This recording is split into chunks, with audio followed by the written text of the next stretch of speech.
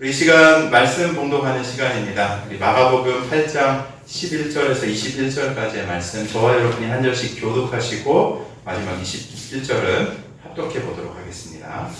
바리새인들이 나와서 예수께 힐난하며 그를 시험하여 하늘로부터 오는 표적을 구하거늘 예수께서 마음속으로 깊이 탄식하시며 이르시되 어찌하여 이 세대가 표적을 구하느냐. 내가 진실로 너희에게 이르노니 이 세대에 표적을 주지 아니하리라 하시고 그들을 떠나 다시 배에 올라 건너편으로 가시니라. 제자들이 떡 가져오기를 잊었음에 배에 떡 한 개밖에 그들에게 없더라. 예수께서 경고하여 이르시되 삼가 바리새인들의 누룩과 헤롯의 누룩을 주의하라 하시니 제자들이 서로 수군거리를 이는 우리에게 떡이 없음이로다 하거늘 예수께서 아시고 이르시되 너희가 어찌 떡이 없음으로 수군거리느냐. 아직도 알지 못하며 깨닫지 못하느냐. 너희 마음이 둔하냐. 너희가 눈이 있어도 보지 못하며 귀가 있어도 듣지 못하느냐. 또 기억하지 못하느냐. 내가 떡 5개를 5,000명에게 떼어줄 때에 몇 조각 몇 바구니를 거두었더냐. 이르되 12인이다. 또 7개를 4,000명에게 떼어줄 때에 조각 몇 광주리를 거두었더냐. 이르되 7인이다. 함께 읽겠습니다. 이르시되 아직도 깨닫지 못하느냐 하시니라. 아멘. 네, 할렐루야. 네, 반갑습니다. 일주일 만에 뵙는데 또 어떤 분들은 2주 만에 뵙기도 하고요. 얼굴을 뵈니까 참 좋은데 수요일 날하고 목요일 날에 1박 2일 일정으로 오전에 오전 잘 들리시나요? 네. 오전에도 일정을 마치고 오후에 비행기를 타고 제주도에 들어갔다가 그 지역에서 이제 북한에서 내려오셔서 정착하며 살고 계시는 분들을 좀 만나 뵙고 이제 돌아오는 시간들이 있었습니다. 언제 한번 이런 제가 이제 쭉 마가복음 말씀 쭉 나누고 있는데 말씀을 쭉 나누는 거가 마무리되면은 어떤 좀 특별한 주제들을 가지고 성도들께 좀 이렇게 나누면 좋겠다. 제가 하는 사역이라든지 또 이제 기도하고 있는 영역들을 함께 좀 공유하고 같이 기도하면 좋겠다라는 생각을 좀 가지고 있는데 되게 좀 특이한 분을 좀 뵀어요. 어떤 분인가 하면 이제 북한에는 이제 당에 속했다고 하면은 모니터가 안 들려요. 네. 당에 속했다고 하면은 되게 특별한 위치에 있는 사람들이거든요. 출신 성분이라든지 이런 것들을 다 봐가지고 아무나 당에 못 들어가요. 당에서 어떤 중요한 역할들을 한다고 하면은 되게 뭐랄까요, 사회 북한이 공산주의 사회여가지고 막 계급도 없고 다 공평하게 막 배급받고 이렇게 될 생각을 하잖아요. 근데 철저하게 계급 사회거든요. 그래서 출신 성분에 따라서 나뉘어지고 해서 철저한 계급주의 사회인데 이 공산당 같은 경우는 조금 당에 속한 사람들이 약간 클래스가 있는 거예요. 그래서 이제 그런 분 중에 하나인데 왜 제가 좀 특별하다고 말씀을 드리냐면 이분이 뭘 했냐면 공산당 당원으로서 중국에 가가지고 교회에 잠입한 분이세요. 재밌죠? 스파이예요, 스파이. 그러니까 지하교회나 이제 중국에 이제 나가신 분들이 있을 거 아니에요? 그 교회에 들어가가지고 예배도 드리고 겉으로 보기에는 멀쩡한 신앙인이죠. 근데 그 안에서 북한 분들의 동향을 살펴가지고 북한으로 다 이렇게 보고하는 일들을 했던 분이세요. 근데 제가 그분을 뵀는데 마음에 짐이 엄청난 거예요. 그러니까 지금 와서 교회를 이렇게 어떻게든 다니고 계시거든요. 남한에 제주도에 사시면서. 근데 자기가 보고했던 것 때문에 사람들이 죽거나 총살당하거나 탄광으로 끌려가거나 이런 것들을 자기가 알고 있기 때문에 그게 미친 듯이 짐이 돼가지고 너무너무 힘든 거예요. 그래서 그것 때문에도 괴로워하시면서 밤잠을 못 이루시고 근데 또 아이러니하게 하나님이 이제 그분을 이렇게 계속 부르시는 거예요. 말씀을 읽게 하시고 또 하나님이 어떻게 그분을 생각하시는지 이렇게 깨닫게 하시고 하는 일들을 동시에 하고 계신 걸 좀 보게 됐던 거죠. 좀 바울이 생각나더라고요. 바울도 그랬거든요. 바울 뭐 했죠? 교회들 진멸하려고 유대인들한테 고발해가지고 사람도 잡혀가게 하고 돌로 치고 스데반 집사 그 돌칠 때 옆에 있던 사람이 누군지 아세요? 바울이 못 맡아줬던 사람이 바울입니다. 근데 바울이 문득 생각나더라고요. 그분 옆에서 이제 같이 기도해드리면서 얘기를 듣는데, 야, 자기 마음의 이 짐을 어떻게 막 해야 될까 막 끙끙 앓으시면서 막 부담 때문에 쩔쩔매시는데, 또 한편으로 하나님이 이분을 통해서 어떤 일들을 또 행해 가실까 또 하는 일들, 이 양가적인 마음이 저 안에도 동시에 들면서 하나님 하시는 일들이 참 놀랍구나 하는 생각들을 좀 하게 됐습니다. 근데 비단 그분뿐만 아니라 저희에게도 하나님이 이제 그 인도하시고자 하는 길과 또 소명들, 섭리들이 있다고 믿습니다. 믿으십니까? 네. 우리 인생에도 하나님이 중요한 미션들을 맡겨주세요. 그 미션이 없는 사람들은 아무도 없어요. 가정 안에서, 또 내가 직장 안에서, 또 자녀들과의 관계 안에서, 부부간의 관계 안에서, 내가 그 있는 처처 그 곳곳에 하나님이 나를 그리스도인으로 부르셔서 그 하나님의 뜻을 이루어가는 그 소명들을 우리 가운데 각각 허락해 주시는 것이죠. 우리가 그 소명을 깨닫지 못하면 인생을 허송세월할 수 있어요. 그것만큼 안타까운 일이 없습니다. 주님이 십자가로서 그 십자가의 보혈을 흘리심으로써 그 생명으로서 우리를 사셨는데, 그 생명의 값어치만큼 우리를 소중하게 여기시면서 우리를 불러주셨는데, 그것을 낭비하는 것이 얼마나 안타까운 일이겠어요. 주님의 관점에서도 내가 너를 어떻게 사는데, 내가 너를 어떻게 불렀는데 라고 안타까운 시선으로 이제 우리들을 바라보지 않으시겠습니까? 우리가 그 소명의 길을 분명히 깨달아서 그 길을 걸어갈 때 하나님이 주시는 그 충만과 은혜가 또 그 기쁨들이 우리 가운데 넘쳐나게 될 줄 믿습니다. 우리 성도님들 모두가 그 길을 걸어가시기를 진심으로 축원합니다. 예수님도 오늘 말씀 보면은 아직도 깨닫지 못하느냐라고 말씀하시잖아요. 영적인 눈과 귀가 가리워져서 깨닫지 못하는 그 부름의 소명의 그 영광스러운 길이 얼마나 복된 길인지, 얼마나 감사가 넘치는 길인지, 얼마나 풍성한 길인지를 깨닫지 못하는 것은 통탄할 일이에요. 진짜 그리스도인으로서 너무 주님, 제가 그거 알고 싶은데, 혹여나 깨닫지 못했던 알고 싶은데 깨닫게 해달라고 간절하게 간구해야 될 제목 중에 하나가 되는 것이죠. 제가 오늘도 장로님께 말씀을 들었는데 설교 시간이 점점 길어지고 있습니다. 너무 죄송하고요. 저도 제가 이제 부교육자 생활도 좀 했는데 담임 목사님 설교가 길어지면 길어질수록 뒤에서 제 몸이 막 이렇게 배고프요. 그래가지고 왜 이렇게 길게 하시나, 설교 내용은 잘 안 들어오고, 좀 시간에 맞춰서 해주시면 참 좋겠다 이런 생각을 했었는데 제가 지금 그러고 있는 거예요. 그래서 지금 이제 회개하고 있는데 줄여보겠습니다. 지난주에도 사실 말씀 그 원고를 4장을 안 하고 넘어간 거예요. 지난주에도. 그래서 이게 너무 많이 준비했나 싶기도 하고 하여튼 고민이 되는데, 주님 전하라고 하는 데까지만 잘 전하고 또 이렇게 시간 밸런스를 잘 맞추도록 노력해 보겠습니다. 긍휼로 저를 좀 봐주시고, 아직 초보니까 그렇다 생각하시고 또 은혜롭게 좀 소화해 주시면 너무 감사하겠습니다.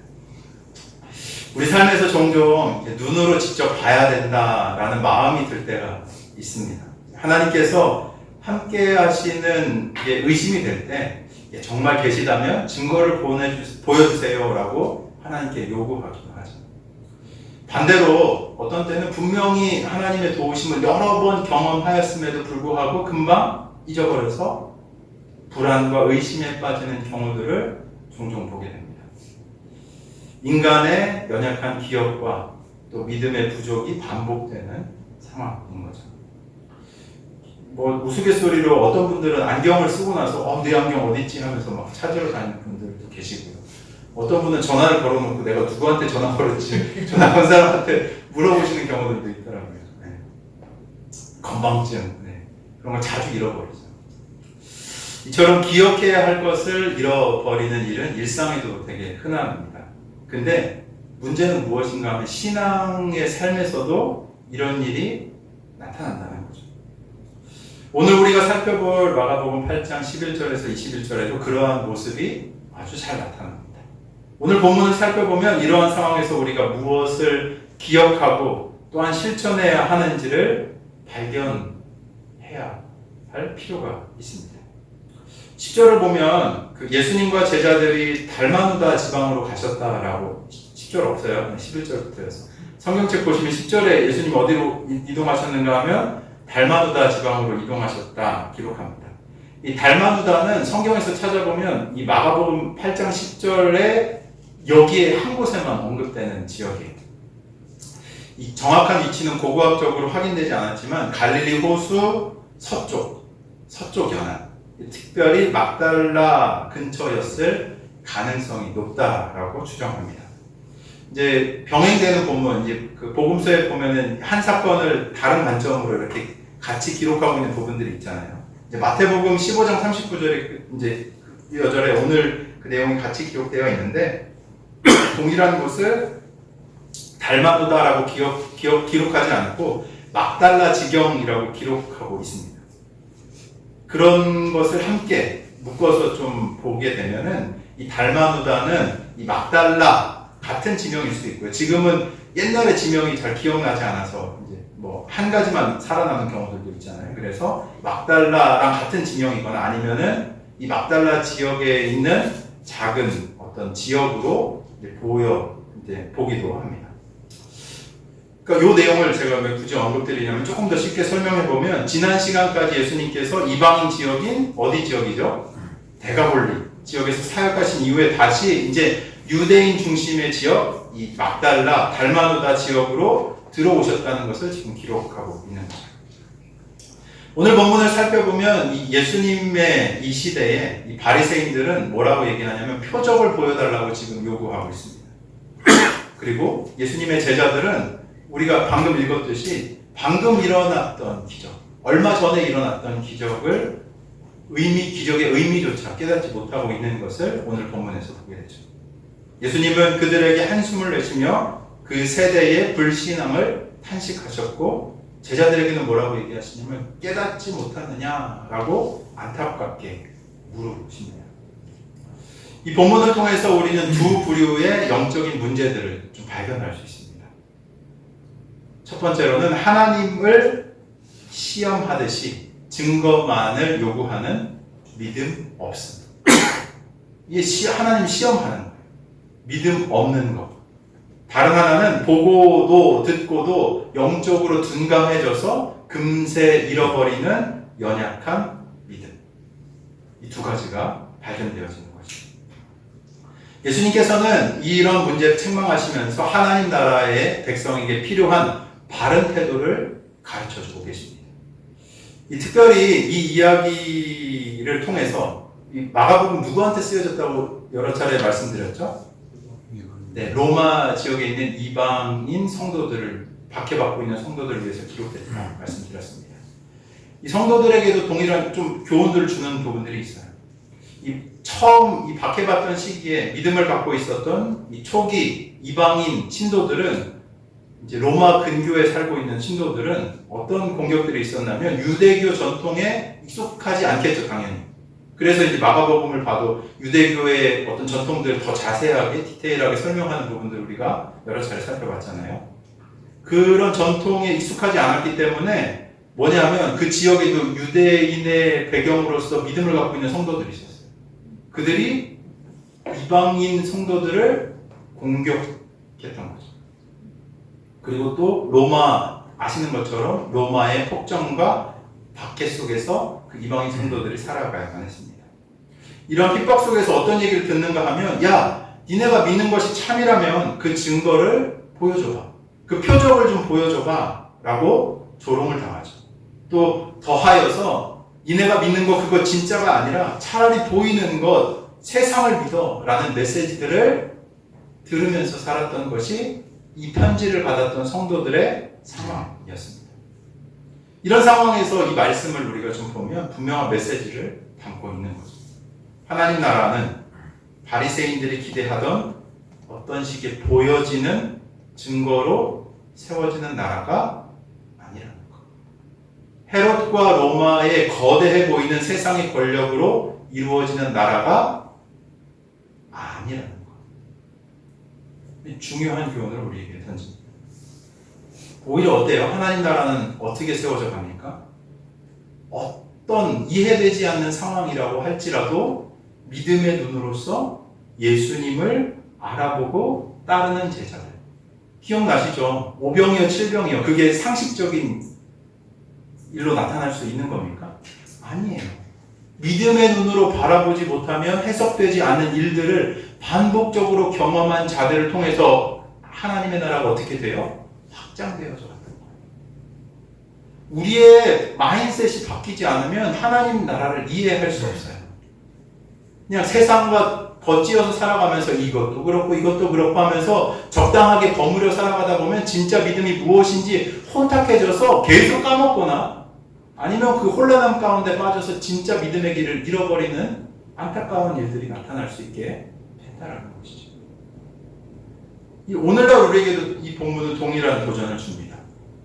표적을 구하는 세대 속에서 참된 믿음을 지키고 영적 분별력과 기억을 발휘해서 하나님 나라의 백성답게 살아가는 은혜가 우리 가운데 발견되어져야 할 줄로 믿습니다. 아멘.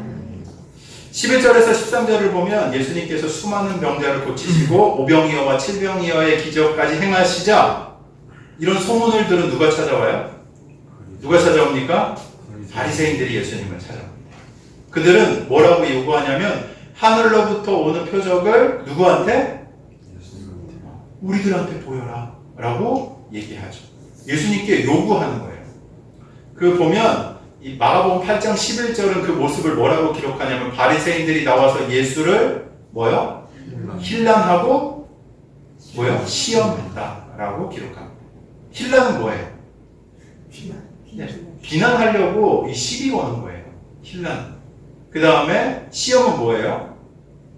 순수한 동기로 표적을 구하는 것이 아니라 이 테스트해보기 위해서 예수님을 시험하기 위해서 말하고 있는 것을 보여주는 것이죠.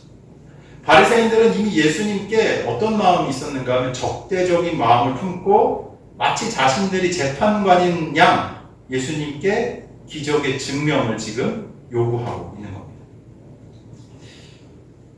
제가 요걸 보다가 마태복음에 보면 아주 똑같은 태도로 예수님께 증거를 요구한 그 존재가 있거든요.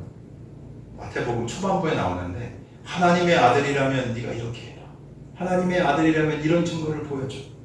라고 도전했던 존재가 있는 누구 이제 생각나십니까?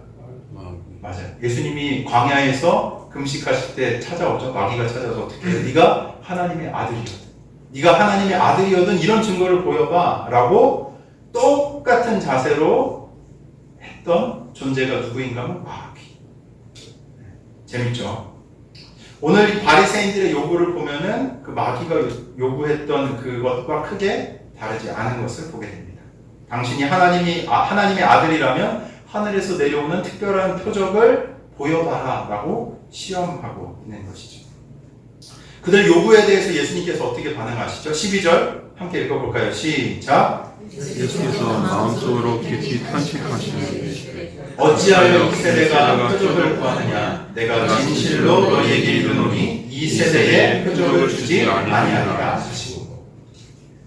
먼저 예수님께서는 그들의 이러한 상황을 보시고 마음속으로 어떻게 해요? 깊이 탄식하셨다라고 기록합니다. 이미 예수님께서 증거를 안 보여주셨습니까? 보여주셨어요. 수많은 기적을 보여주셨습니다.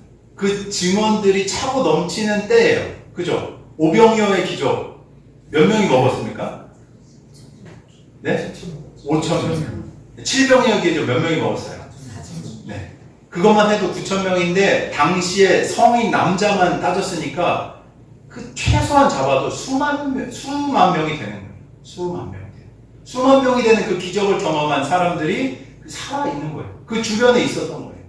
이방인 지역과 유대인 지역을 포함해서 그 전 지역에 예수님의 기적을 경험한 사람들, 증인들이 넘쳐나는 시기였어요. 근데 그런 것에는 눈을 감아버려요.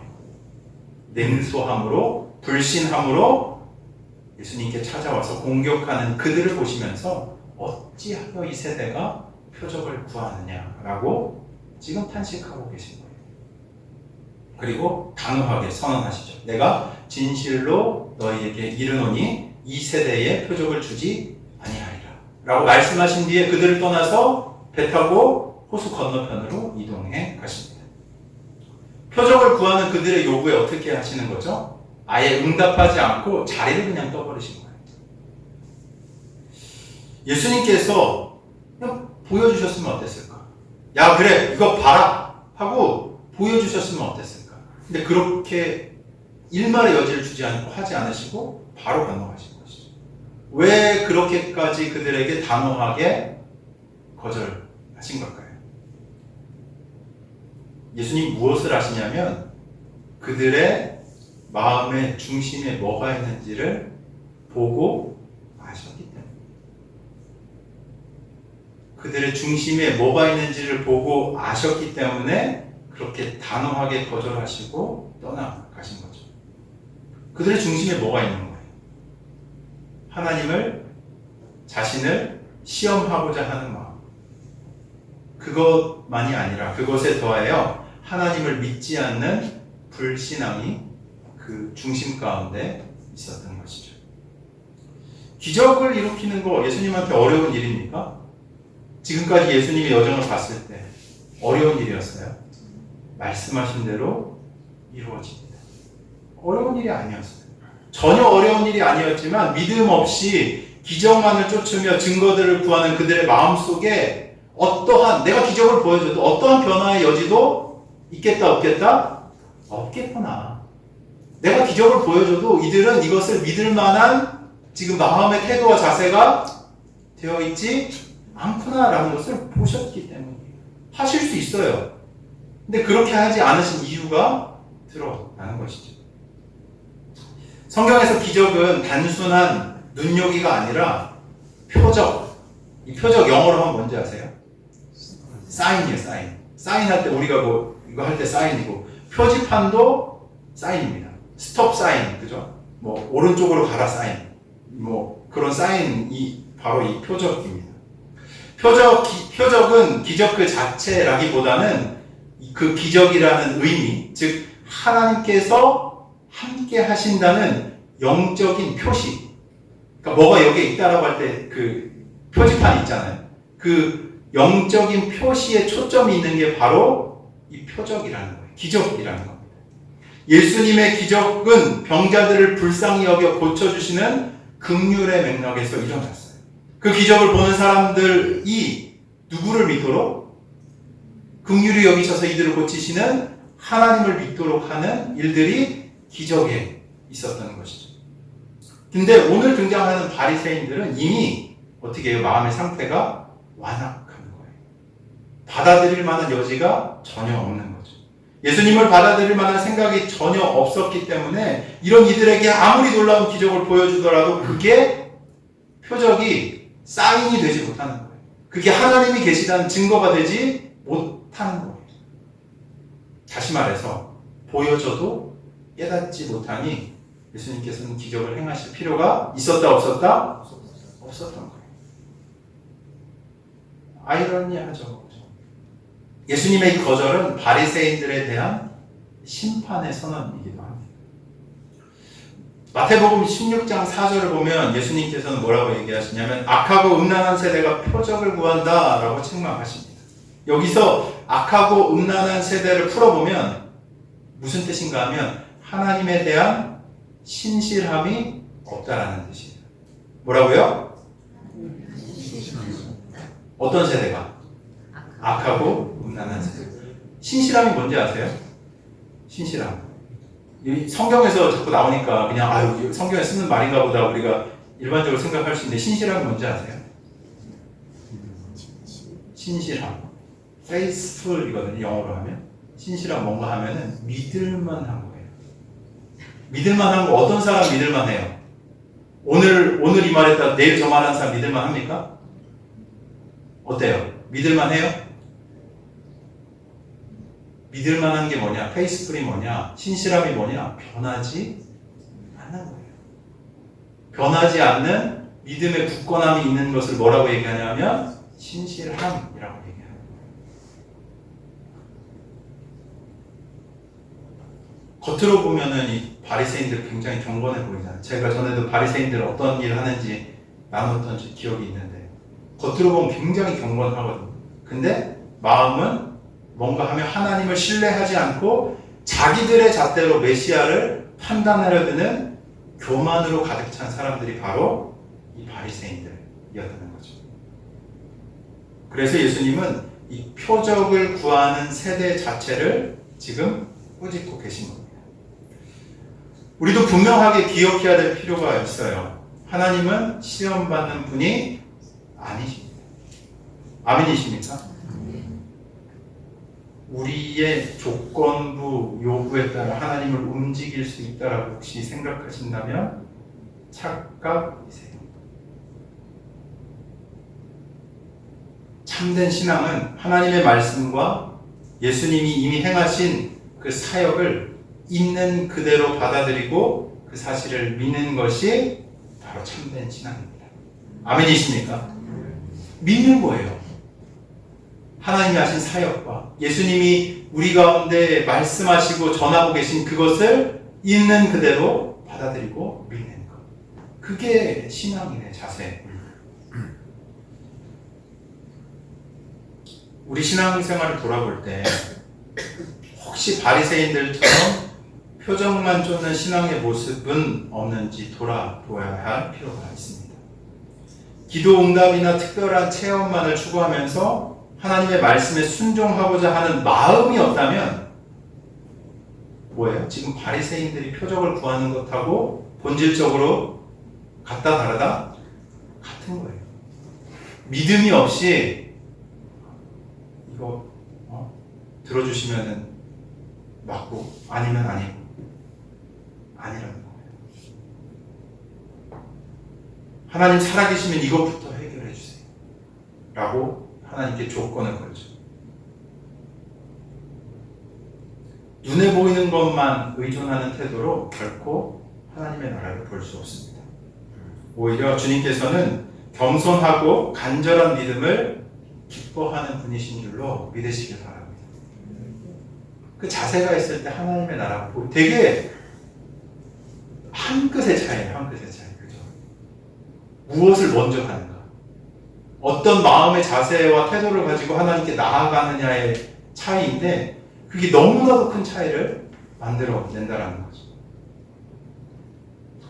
우리가 예배하고 기도할 때도 바리새인들이 가진 어떤 이런 호기심이나 요구하는 마음이 아니라 하나님을 사모하는 어떤 태도로? 믿음의 태도로 주님께 나아가야 되는 거예요. 그럴 때 하나님께서 우리에게 반드시 필요한 은혜의 표적을 가장 알맞은 때 부어주시는 분이신 줄로 믿으시길 바랍니다. 이 전제가 우리 가운데 있어야 하는 것이죠. 냉소적인 사람은 기적이 일어났다 하더라도 알아보지 못해요. 기적이 일어나도 그것을 알아보지 못합니다. 오히려 그 은혜에서 벗어나는 자가 되는 것이죠. 주님은 이 믿음 없는 사람들을 떠나가셨지만 믿음으로 자기에게 나오는 자들에게는 긍휼을 가지고 능력을 베푸셨음을 기억하시길 바랍니다. 참된 믿음을 가지고 그 나라를 경험하는 저와 여러분들의 삶이 되시길 주의 이름으로 축원합니다. 이 바리새인들과 논쟁 이후 예수님은 곧장 제자들과 다시 배를 타시고 호수를 건너가십니다. 근데 배 안에서 문제가 하나 생겨요. 뭐죠? 제자들이 뭘 깜빡한 거예요? 점심을. 음식을 준비하는 걸 깜빡한 거예요. 떡을 한 개만 딱 들고 온 겁니다. 8장 14절 함께 읽어볼까요? 시작. 제자들이 떡 가져오기를 잊었으니 이에 떡 한 개밖에 그들에게 없더라. 네, 여러 명이 탔잖아요. 그죠? 여러 명이 먹기에 빵 한 개가 충분합니까? 부족하겠죠, 당연히. 제자들이 그때 알아챈 거죠. 우리가 빵이 없다 라고 걱정하기 시작합니다. 야, 이거 얼마 안 됐거든요. 4,000명을 먹이고도 7광줄이나 남긴 그 기적을 경험한 지 얼마 안 된 상황이에요. 믿기 어려울 정도로 빠르게 기적을 어떻게 해요? 잃어버린 거예요. 까먹은 거예요. 그리고 현실을, 눈앞의 현실을 지금 염려하고 있는 모습이 바로 이 제자들의 모습이죠. 4,000명을 먹이신 직후에 한 덩이 떡을 두고 근심한다는 거, 이거 우리가 읽으면서 어떤 생각이 들어요? 답답하죠, 그죠? 제자 참 답답합니다. 아니 그 위에 몇 줄만 올라가면 예수님이 그 놀라운 기적을 베푸셨는데 이 뭐야? 왜 여기 이러고 있어? 그럴 수 있는 거예요. 이 모습은 어떤 모습인가 하면 이 앞에 바리새인들의 불신앙과는 다른 또 다른 형태의 영적인 둔감함이 여기에 있는 겁니다. 바리새인들은 어떻게 하냐면 의도적으로 예수님을 받아들이지 않았어요. 그죠? 그래서 예수님을 힐난하고 시험하는 마음으로 와가지고 기적을 요구했잖아요. 근데 이 제자들은 좀 다른 거예요. 제자들은 어때요? 받아들이고 따르고 있어요. 그죠? 하지만 여전히 자기들과 함께 계신 그분이 누구인지를 온전히 이해하지 못한 채 뭐예요? 현실의 문제만 보고 있는 제자들의 모습이 여기에 있다라는 거죠. 결이 좀 달라요. 예수님께서 어떻게 하시죠? 이 제자들의 대화를 듣고 중요한 교훈을 주십니다. 15절 함께 읽어볼까요? 시작. 예수께서 경고하여 이르시되 삼가 바리새인들의 노릇과 헤롯의 노릇을 주의하라 라고 말씀하십니다. 배 안에서 떡이 모자란 상황인데 예수님이 뜬금없이 제자들의 입장에서 보면 뭐라고 얘기하시냐면 뭘 주의하라고요? 바리새인들 누룩을 주의해라. 그죠? 누룩 뭔지 아세요? 저보다 오래 사셨어요. 이분이 아니구나. 네. 아시잖아요. 술 담을 때나 뭐 그죠? 빵 만들 때 이스트, 효모 같은 거잖아요. 그래서 이 부풀리는 발효제입니다. 그 얘기를 듣고 뭐라고 하냐면 16절을 보면 우리가 빵을 안 가져와서 이 빵을 부풀려가지고 이렇게 만드는 그걸 얘기하시나 보다라고 수근수근 거리는 거죠. 예수님의 말씀의 의미를 알아듣기는커녕 예수님이 우리한테 떡 준비 안 해왔다고 힌트를 주신 거야 라고 얘기하면서 서로 자책과 원망을 주고받고 있는 제자들의 모습이 기록됩니다. 그 중에 한 명이 내가 챙겼어야 됐는데 깜빡했네 라고 하면 다른 이가 아니 네가 좀 챙겨야 되는 거 아니었어 라고 하면서 막 이게 옥신각신하며 다투는 모양들이 아마 있었던 것 같아요. 마가가 이걸 기록하고 있잖아요. 그죠? 마가복음을 기록한 마가가 이 제자들의 이러한 반응을 통해서 중요한 것을 우리에게 드러내죠. 예수님과 이 제자들 어때요? 그 누구보다 지금 예수님과 가장 가까이 지낸 사람들이 바로 이 제자들이었어요. 근데 그렇게 가까이 오랫동안 함께 지내온 이 제자들도 이 영적인 진리를 깨닫는데 어때요? 더딜 수 있다는 거예요. 같이 함께 지내고 제일 지적에서 함께 살아왔던 그들도 더딜 수 있다는 거예요. 제자들 왜 이렇게 무지하고 둔감했을까요? 뭐 때문에 그런 것 같으세요? 양이 돼서. 네? 양이 돼서. 양이 돼서, 네. 그것도 하나의 대답일 것 같습니다. 네, 맞는 것 같아요. 근데 기억력이 문제일까요? 저는 좀 다른 차원의 문제인 것 같아요. 기억력의 문제라기보다 이걸 좀 어떻게 봐야 되냐면 영적인 이해력의 문제인 거예요. 영적인 이해력. 예수님께서 두 차례나 이 기적을 베푸셔가지고 수만 명을 먹이셨는데 제자들의 관심이 지금 어디에 있는 거예요? 지금 내 손에 들린 떡이 몇 개인가? 내 손에 떡이 한 개밖에 없는데 내 손에 들린 떡이 몇 개인가? 거기에 자신의 시선이 지금 머물러 있다라는 거죠. 한마디로 뭐라고 하냐면 현실적인 염려가 당장에 닥친 염려가 앞서다 보니까 조금 전에 얼마 전에 기억한 그 기적의 의미를 곱씹고 생각할 겨를이 없었던 거예요. 방금 전 예수님께서 배불려 먹여주신 그 주님께서 같은 배 안에 함께 계심에도 불구하고 그분의 능력을 기억하지 못한 채 눈앞의 부족함만 그들이 바라보고 있었던 겁니다. 이게 바로 예수님께서 21절에 어떻게 탄식하신 거예요? 너희가 아직도 깨닫지 못하느냐 라고 이렇게 탄식하신 이유가 되는 것이죠. 제자들 이때 어떻게 해야 됐을까요? 앞서서 행하신 기적을 자연스럽게 기억해야 될 필요가 있었을 거예요. 그리고 그 뜻의 깊이를 생각했어야만 했습니다. 하지만 지금 그들은 뭘 본 거예요? 여전히 표면적인 일, 내 손에 들린 떡 한 덩이에 시선이 가서 그것에 급급해서 영적인 교훈, 의미들을 지금 놓치고 있었던 거죠. 그러니까 배안에서 툭탁거리는 거예요. 야, 네가 가져왔어야지, 네가 가져왔어야지, 왜 누군 얘기하시는지 이걸 알아채야지라고 하면서 엉뚱한 얘기들을 하고 있는 거예요. 근데 재밌는 건 예수님이 이 장면에도 어떻게 하시는가 하면 제자들로 하여금 어떻게 하세요? 조금 전에, 얼마 전에 일어난 그 2번의 떡의 기적을 어떻게 하세요? 다시 떠올리게 하시는 거예요. 누룩은 빵과 이 떡과 관련된 것이니까 제자들이 금세 이 떡에 대한 연상을 할 것을 예수님은 기대하셨죠. 그리고 제자들은 그 비유를 영적인 의미에서 생각하고 바라봐야 했습니다.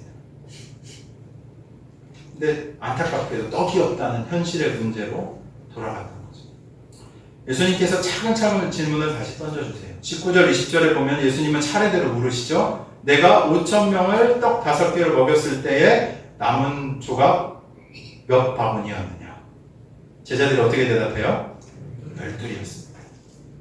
그렇다면 내가 4,000명을 7개로 먹였을 때는 몇 광주리가 남았느냐? 뭐라고 대답합니까?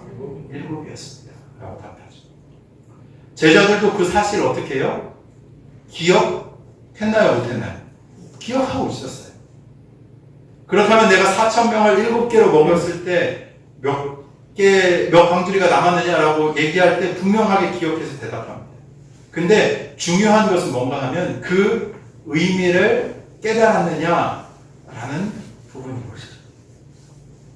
그래서 예수님 마지막에 이렇게 다시 물으시는 거예요. 너희는 아직도 깨닫지 못하냐. 여기에서 오늘 본문의 대화가 끝이 납니다. 그리고 제자들이 어떻게 대답했는지가 기록되어 있지 않아요. 그죠? 어떻게 대답했을까? 예수님께서는 제자들이 깨닫기를 원하셨어요. 무엇을 기억해야 하는지를 깨닫기를 원하신 겁니다. 오병이어와 칠병이어 2변에 걸친 이 엄청난 기적이 가르치는 바를 제자들이 깨닫기를 원하셨어요. 이걸 보면서 우리 또한 생각해 볼 수 있는 영적인 교훈은 무엇일까요? 첫 번째로 주님께서 함께 하시면 문제될 것이 없다라는 거예요. 믿으십니까? 주님께서 함께 하시면 문제될 것이 없다. 달랑 떡 하나뿐인 상황이라도 창조주이시며 전능자이신 하나님이 함께 하시면 그것이 문제가 됩니까? 안 됩니까? 문제가 되지 않는다는 거예요. 예수님께서는 이 점을 상기시키기 위해서 남은 조각의 수까지 정확하게 질문을 하신 거예요. 처음 기적에는 12바구니, 두 번째는 7광주리. 이거 지난번에 말씀드렸죠. 숫자 의미가 있다고. 12광주리 뭐예요? 다 까먹으셨네요. 12광주리? 12지파를 상징하는 수라고 말씀드렸잖아요. 예수님께서 이스라엘의 목자가 되심을 명확하게 보여주신 것이죠. 7은 뭐예요? 완전수. 이방인들까지 포함한 창조의 완전한 세계를 하나님께서 온전하게 어떻게 해요? 먹이실 수 있다. 채우실 수 있는 분이다. 라는 것을 분명하게 보여주는 증거인 것이죠. 이 두 사건 모두 사람들을 불쌍히 여기시는 예수님의 긍휼에서 시작되었고 모두가 배불리 먹고도 남는 풍성한 은혜로 마무리되었던 사건인 것이죠. 제자들은 이 놀라운 현장을 바로 곁에서 보고도 정작 자기들의 끼니 걱정에 지금 사로잡혔던 겁니다. 기억해야 돼요. 우리도. 주님께서 함께 하시면 문제될 것이 뭐요? 없다. 주님께서 함께 하시면 문제될 것이 있다 없다? 믿으십니까? 이 믿음이 있어야 돼요. 기억하셔야 됩니다.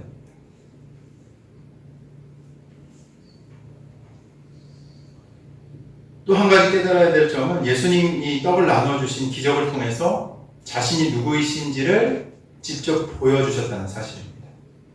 구약에서 이 만나 사건 기억하시죠? 모세가 이스라엘을 인도할 때 하나님께서 하늘에서 이 만나와 메추라기 양식을 내려주셨습니다. 그때 모세는 하늘에서 너희에게 양식을 주시는 이는 바로 하나님 아버지이시다 라고 백성들에게 전하죠. 지금 예수님이 하셨던 그것도 똑같은 거예요. 동일한 표적으로 그 사람들이 어디에서 그걸 얻어먹었죠? 광야에서 얻어먹었죠. 광야에서.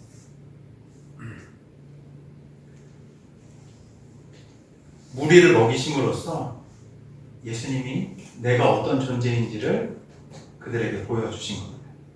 요한복음 6장에서 예수님은 오병이어 사건 이후에 내가 곧 생명의 떡이다 라고 말씀하십니다. 이 마가복음에서는 길게 말씀하지 않으시지만 행동으로서 이것을 가르치신 거죠. 떡 5으로 5,000명을 먹고도 남기신 분, 떡 7으로 4,000명을 먹고도 남기신 분이 바로 너희 앞에 있는 나 메시아다 라고 예수님이 말씀하고 계신 겁니다. 제자들이 이것을 기억하고 믿었다면 눈앞에 빵 1개를 두고 불안해하거나 서로 다투지 않았을 거예요. 예수님께서는 제자들의 이 영적인 둔감함을 책망하시면서도 동시에 그들에게 은혜의 교훈을 되새기게 하십니다. 사실 이 배 안에서의 대화는 이 제자들을 향한 예수님의 인내 어린 가르침이었어요. 예수님이 아까 건네신 이 누룩의 뜻은 조금 이따 다루기로 하고, 우선 이 제자들이 걱정하는 현실의 문제부터 예수님께서 다루십니다. 친절하게도 떡 걱정이구나. 그럼 떡에 대해서 다시 한번 너희와 내가 생각해보자 라고 말씀하시는 겁니다. 그리고 그 기적을 다시 되짚어주시면서 내가 지금 너희와 함께 있지 않느냐 라고 무언의 메시지를 지금 제자들에게 던져주시는 겁니다. 마치 부모가 자녀에게, 부모가 아이에게 아빠 여기 옆에 있잖아, 두려워하면서 걱정할 때 아빠 여기 옆에 있잖아 라고 하면서 안심시키듯이 예수님께서 지금 제자들을 안심시키고 일깨우고 계신 것이죠. 이 제자들은 이 의미를 나중에 그 사도행전에 등장하는 오순절 성령 강림의 사건 때 온전하게 깨닫게 됩니다. 근데 지금 우리가 보고 있는 이 당시에는 어떻게 하냐면 점진적으로 어떻게 해요? 배워가고 있는 거예요. 점진적으로. 우리도 신앙생활을 하면서 이 제자들처럼 둔감하고 또 우둔했던 순간들이 있지 않으셨습니까? 하나님의 큰 도우심을 경험하고 체험했지만 금세 또 걱정하고 낙심했던 적은 없으세요? 예를 들어서 과거 자녀의 어려운 문제를 기도로 하나님의 도우심으로 이겨냈지만 새로운 문제가 또다시 생기자 불안에 빠진 적은 없으십니까? 사업에, 가정에 위기가 있을 때 기적처럼 하나님께서 길을 열어주셨는데 또 다음번 문제가 찾아오니 처음 겪는 일처럼 걱정하고 있는 그런 순간 말입니다. 인간은 뭐라고 얘기하냐면 망각의 존재예요. 망각의 존재. 그래서 은혜도 어떻게 해요? 쉽게 잃어버려요. 성경에서 반복되는 단어 중에 중요한 단어 중에 한 가지가 뭔지 아십니까? 뭐랄까요? 기억해라. 기억해라. 광야에서 너희 하나님이 어떻게 너희를 인도하셨는지 기억해라. 내가 너희를 어떻게 먹였는지를 뭐 하라고? 기억해라. 계속 얘기했어요. 계속. 기억해라. 우리가 자꾸 믿음을 떠나서 그 불신앙의 자리에서 하나님을 원망하는 태도로 살아갈 때 하나님 얼마나 가슴 아파하시겠어요. 우리의 믿음은 날마다 어떻게 되어야 되냐면 더해지고 더해지고 더해져서 어떻게 해요? 성장해 가야 돼요. 그리스도의 장성한 분량에 이를 만큼 우리의 믿음은 더해져야 됩니다. 근데 자꾸 어떻게 해요? 뒤로 나자빠 앉는 거예요. 나자빠져 앉는 거예요. 문제만 생기면 이 문제에 휩싸여가지고 믿음의 선택과 반응을 하기는커녕 계속 뒤로 나잡고 앉는 거예요. 주님이 뭐 얘기하십니까? 뭐라고? 기억해라. 너 은혜 받은 적 없어? 내가 너 삶에 구한 적 없어? 너 죽을 뻔한 거 내가 살린 적 없어? 내가 너의 인생 인도해 간 적 없어? 하나님 계속 얘기하시는 거예요. 그거 기억해. 그리고 그때 어떤 반응을 하라고요? 믿음의 반응을 하라고. 믿음의 반응을 하라고.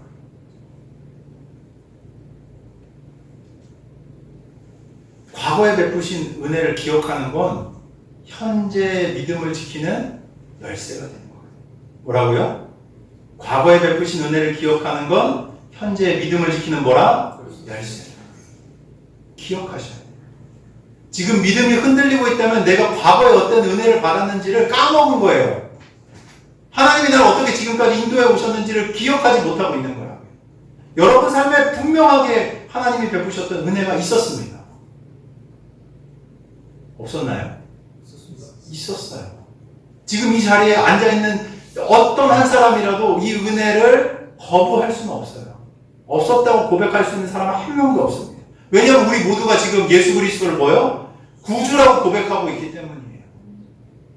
죽을 자리에서 산 자리로 건진받은 자라고요. 단 한 명도 그 은혜에서 벗어난 분이 없습니다. 이 자리에. 기억해야 돼요. 하나님 나를 어떤 상태에서 건져주셨는가? 구원해 주셨는가? 그것뿐입니까? 그 이후에 막 기가 막힌 상황과 웅덩이 속에서도 하나님이 우리를 건지신 수많은 기억들이 우리 그리스도인들에게 있습니다. 다만 우리가 뭐 하지 못할 뿐이에요? 기억하지 못할 뿐이에요. 과거에 베푸신 은혜를 기억하는 것이 현재의 믿음을 지켜내는 뭐라고요? 열쇠. 그 기억이 우리 마음을 다시 하나님께로 돌이키고 믿음을 견고하게 세우는 능력이 됩니다.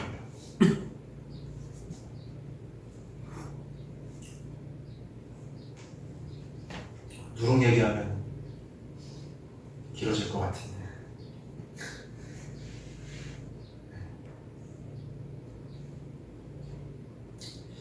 결론을 맺겠습니다. 바리새인들의 모습을 보면 이렇게 좀 정리가 되더라고요. 믿음이 없는, 하나님을 향한 믿음이 없는 종교심의 위험성일 거예요. 되게 종교적이에요. 근데 하나님을 향한 진짜 믿음이 없어요.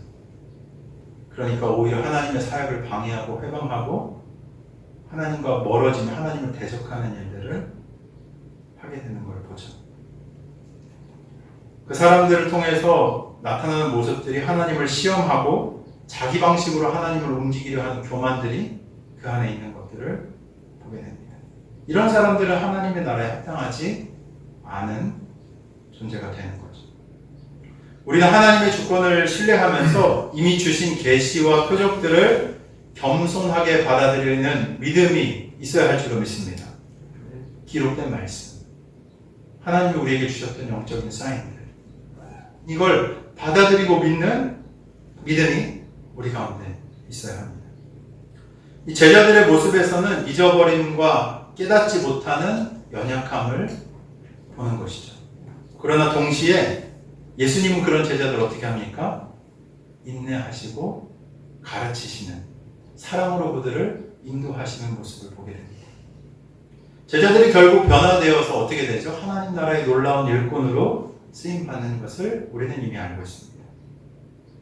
우리 역시 그렇게 되어야 될 줄 믿습니다. 끊임없이 뭐 해야 돼요? 배우고 기억하고 성장하는 자가 되어야 하는 것이죠. 뭐요? 배우고 기억하고 성장하는 자.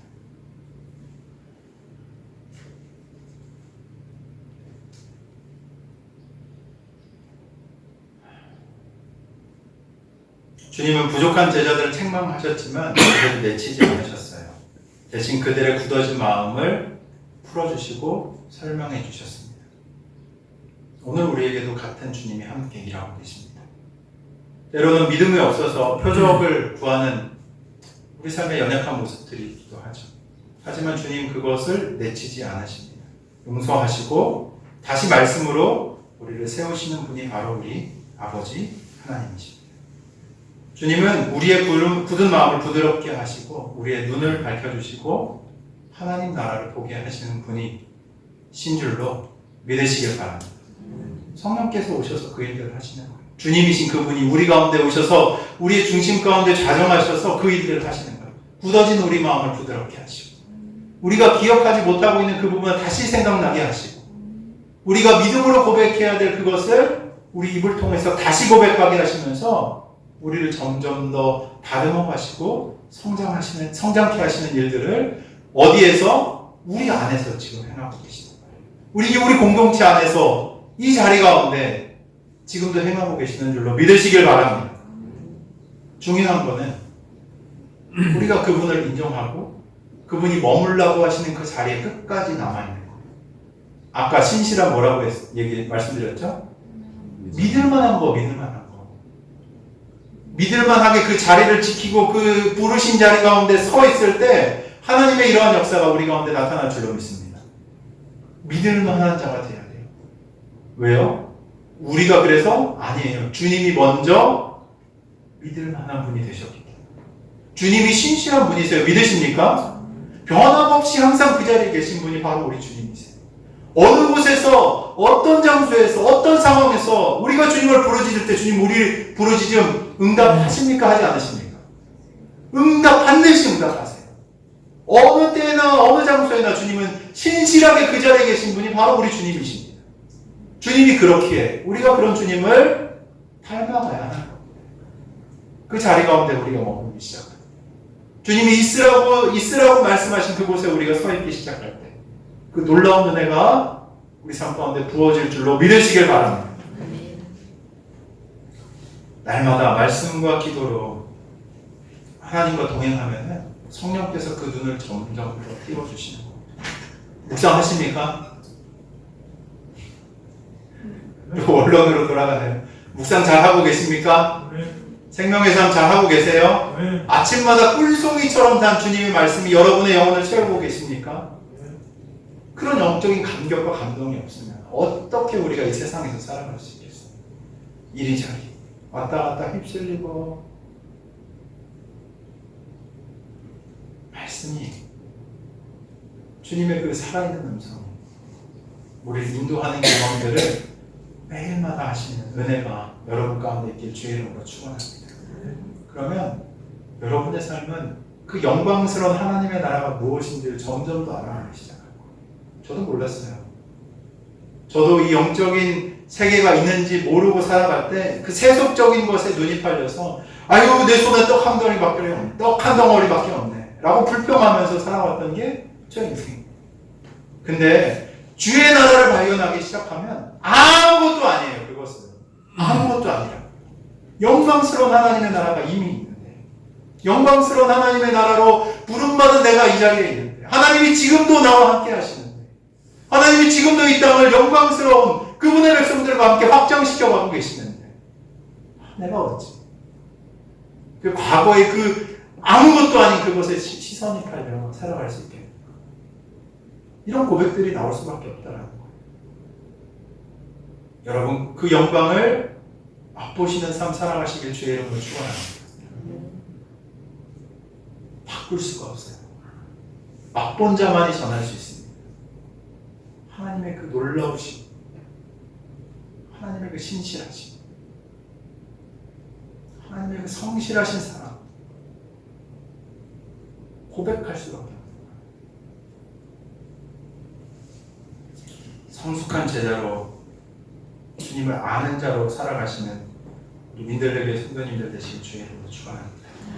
함께 좀 기도할까요?